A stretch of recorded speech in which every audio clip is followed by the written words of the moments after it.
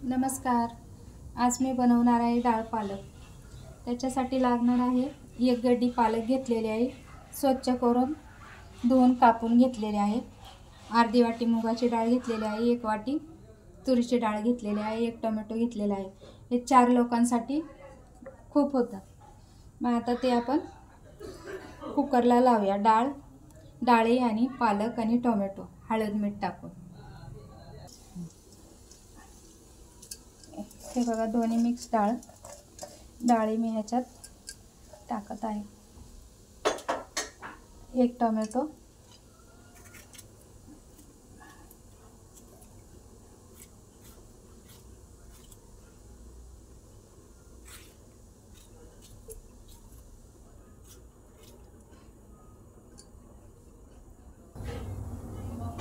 आता मीठ टाकायचं 1 चमचा, हळद 1 चमचा, 1 ग्लास पाणी ओतलेलं आहे.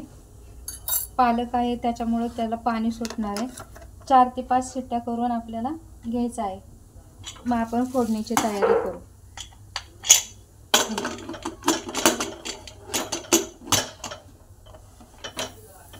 चार शिट्ट्या होईस्तोपर्यंत आपण फोडणीची पुढची तयारी करूया.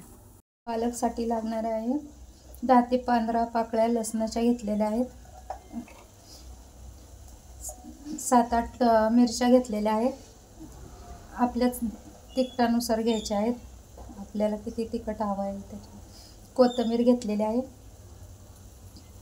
जिरं घ्यायचं आहे 1 ते 1.5 चमचा आणि बारीक करून घ्यायचं आहे. हे बघा आपले डाळ पालक छान शिजलेले आहे. आता आपण तिला फोडणी द्यायची आहे. गॅसवरती पातेलं ठेवलेलं आहे गरम करायला. 2 पळी तेल घालायचं आहे. तेल चांगलं तापू द्यायचं आहे.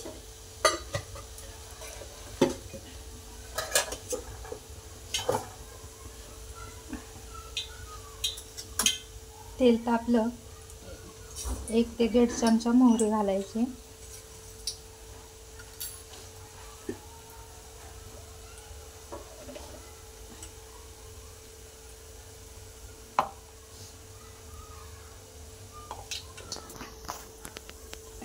कढीपत्ता टाकायचा. हे बघा आपलं वाटण, हिरवी मिरची वाटलेली ते पण टाकायचं.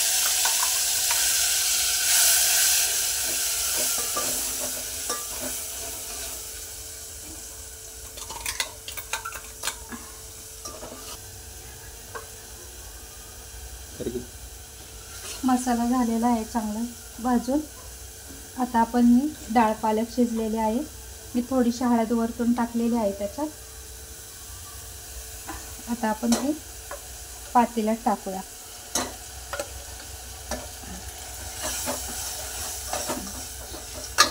हे बघा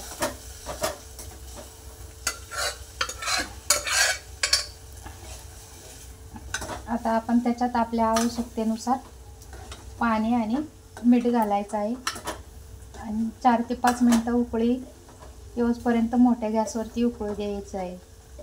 हे बघा आपली डाळ पालक झालेली आहे. आता गॅस बंद करायचा आहे. हे बघा आपली डाळ पालक किती छान झालेली आहे. तुम्ही पण नक्की बनवा आणि नक्की सांगा मला पण. थँक्यू, धन्यवाद.